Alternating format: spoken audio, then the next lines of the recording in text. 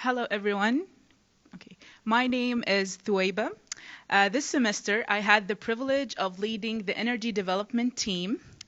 Um, it was a great experience, and one of the things that I have learned from this experience is that engineers and geologists calculate things differently. I remember this one time we had a simple multiplication problem, and we got the answer, but it took us around 15, okay, maybe 30 minutes to get it, which is the time, which is less than the time that it took Shivam and Kevin to teach us American football as internationals. And I am very, very lucky that I had the chance to work with a very hardworking team that they use their prior knowledge and experience, skills, to make sure that we get the better outcome for our client. Also, I would like to thank Kelsey Huggs, the executive officer of Wind River Resources, for giving us this opportunity to work on this project. Also, I would like to thank the staff, my fellow Chandler, for always bearing with me and taking us to the right path. Also, I would like to thank the attendants today for showing support. We really appreciate it. And finally, I would like to thank the team for the hard work that they've done. And without any further ado, let's welcome the Fall 2021 Energy Development Team.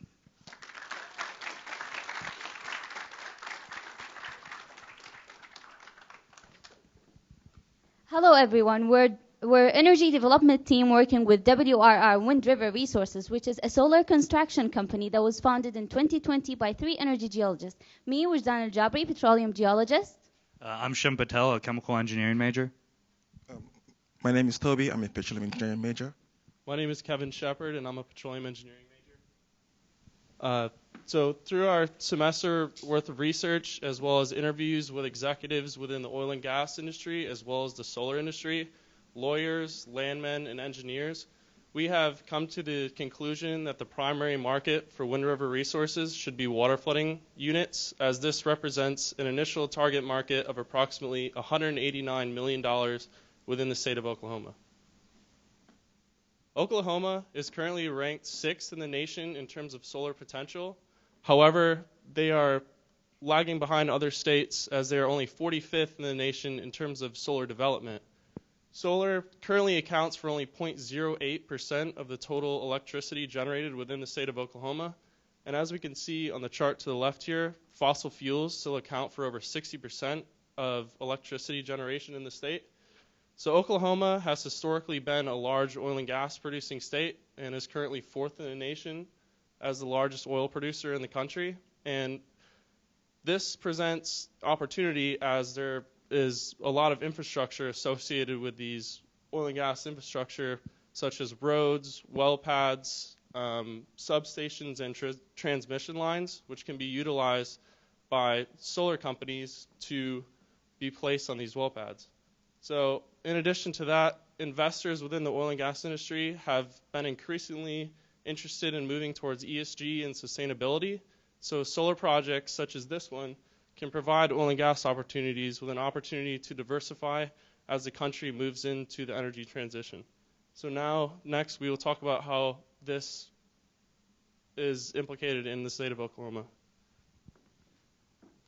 So in Oklahoma, the problem lies with these oil and gas companies with water flooding units, economically and environmentally, because of their high energy output and their wells being on scarred lands.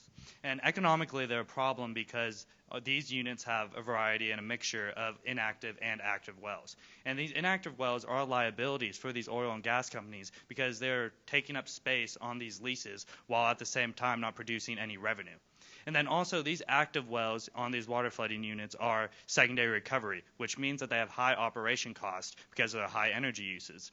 And because on average over $300,000 of cost worth of electricity is used to operate all these water flooding units. And the environmental problems for these oil and gas companies are that they have strict regulations now to cut down their carbon emissions by 52% by 2030. And these are extremely hard for these oil and gas companies, especially the ones with high density of inactive wells, because each inactive well emits about 54 kilograms each annually. And this comes from just the hole in the ground of not being capped or not being plugged. And this is where WR can come in. They can offer a solution, a partnership for these oil and gas companies to turn these liabilities into assets and taking advantage of these existing infrastructures that they already have. So these inactive wells we would be able to construct solar panels, a solar farm on these inactive well pads, and to be able to now utilize the space that would otherwise not be used. And then also, these solar panels would be producing its own electricity from these solar farms. And then when producing their own electricity, that would lower their operation costs by over $5 million in the next 25 years. And then environmentally, this is beneficial for these oil and gas companies because it would directly reduce their scope 2 emissions, their carbon emissions, because their carbon footprint previously of having high energy output from burning a fossil fuel for their electricity. And 1 megawatt of solar energy alone can offset 31,500 tons of carbon dioxide. And this directly would correlate to improvement in their ESG performance. And ESG is an investment strategy that stands for environmental, social, and governance. And they're important for these oil and gas companies because it is directly related to attracting new investors, driving up stock prices, and also reducing their overall debt. And now we'll talk about how WRR's project would look like. So moving forward, we subjected our assumptions on our study area, which is the Tatum field. And our research results showed that by installing 7,875 solar panels on a water flooding unit will be sufficient to power 37% of the annual average of the total electricity for the field's demand. So what is a water flooding operation? Basically, it's a secondary recovery of pumping water or injecting water in a reservoir formation to help producing the remaining oil in the reservoir. And then after the interviews that we had, we found out that by covering 13 acres with a solar power capacity of 3.15 megawatts will be enough to reduce the electricity demand for the Tatum fields. So also, how does all of this work?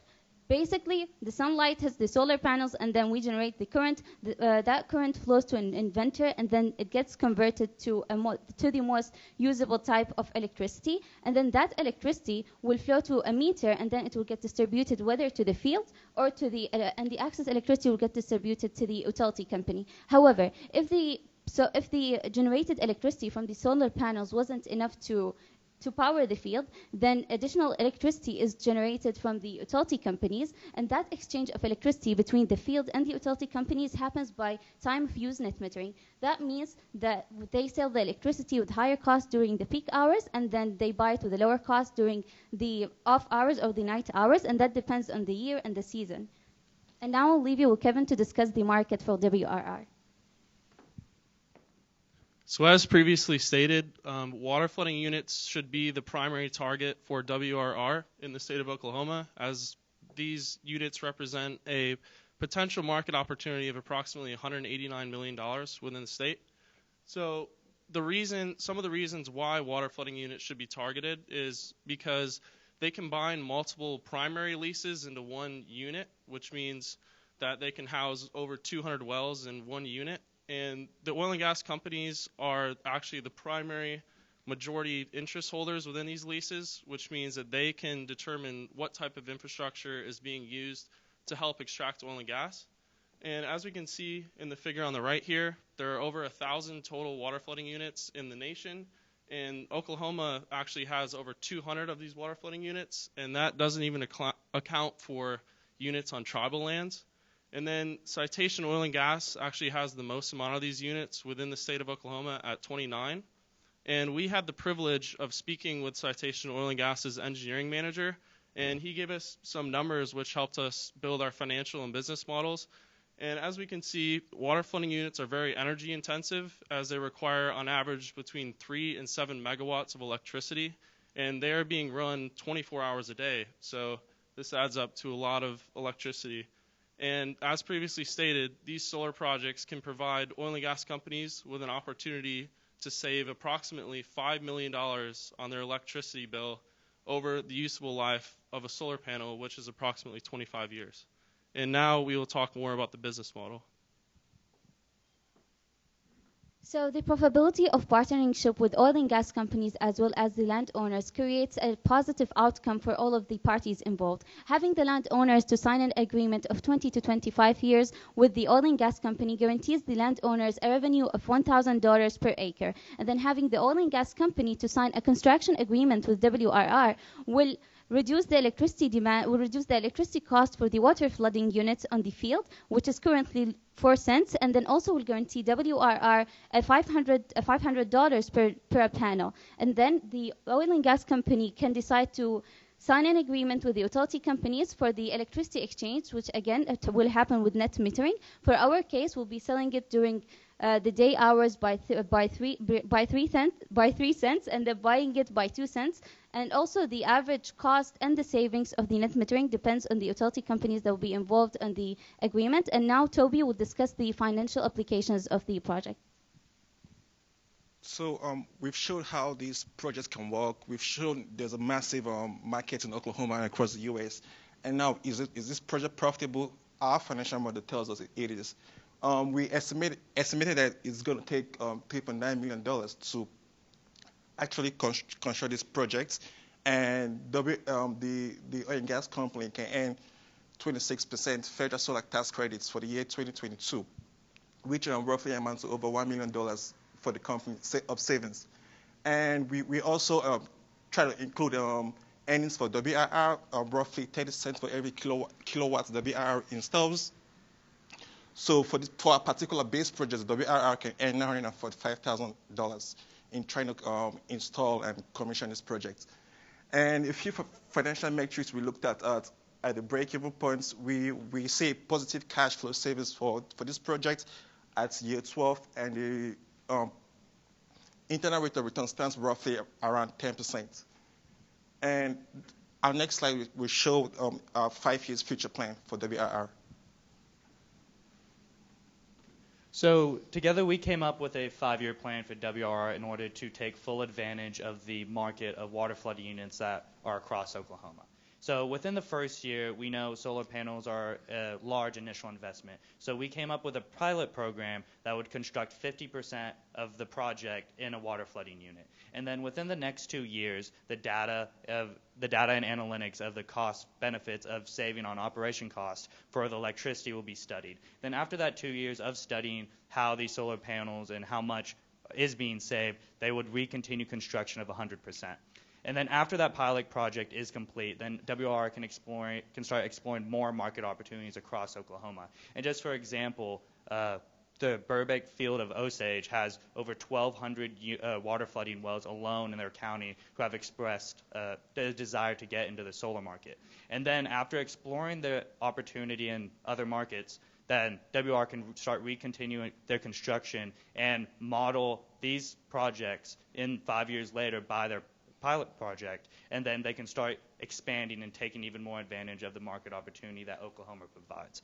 And I'm going to pass it off to Toby to wrap it up with the key points of this project.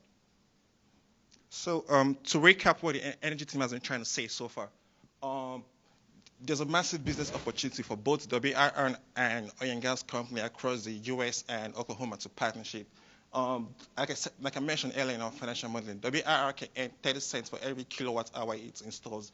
And for our base projects, WR can earn almost $1 million for installing the 3.15 megawatts project. There's also 100 plus potential water flooding units across Oklahoma and the U.S., and this provides an opportunity for WR to grow as a company. And for the oil and gas companies, they can save $5 million in utility costs over the 25 years of the solar farm. And the oil and gas company can provide 37% of its annual electricity needs from the solar PV, and thereby helping it cut its CO2 emissions by 30%. That's it for the energy team. Thank you for listening, and open the floor to any questions.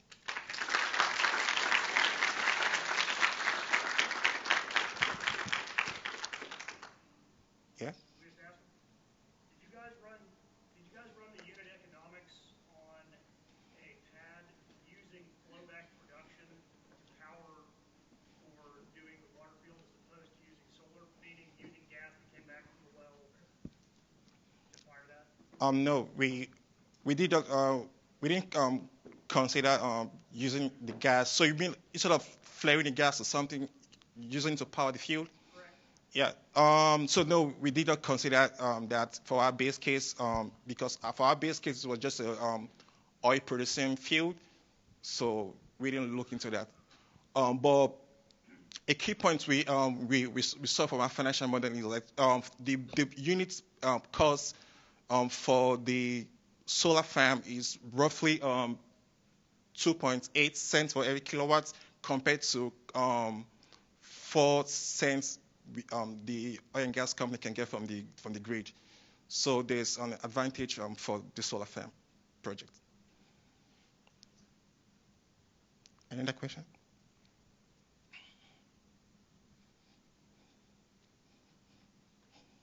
Is WRR a solar panel producer? So you asked if WRR is a solar farm producer, solar panel? Oh no. WRR is a solar construction company. So for the big idea for this project is for WRR to partner with these oil and gas companies and help install these solar projects on water flooding units.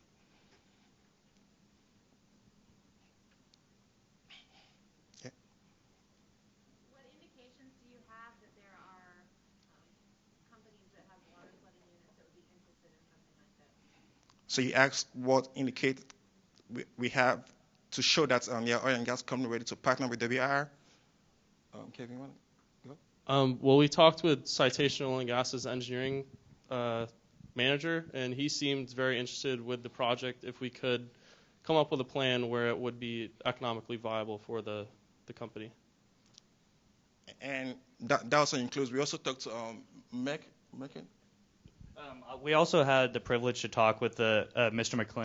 McCaslin of Mac Energy, and he said if he could find a possibility of solar panels being profitable in the open market, that they could themselves see it being a project that they could do, and like that's what this pilot project would be able to show for these oil and gas companies, because they're a very tight-knit community. So once we can find one oil and gas company that finds interest, a lot of them start to kind of follow, especially with ESG performances being a very new trend in oil and gas nowadays.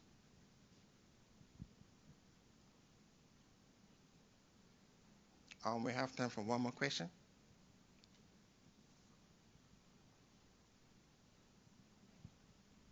During your project, what was the biggest challenge you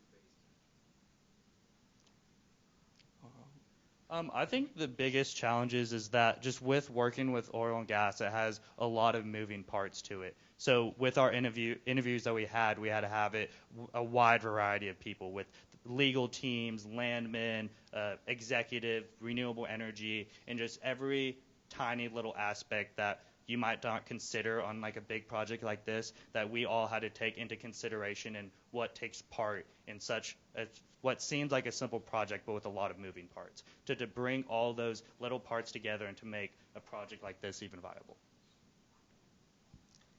Thank you.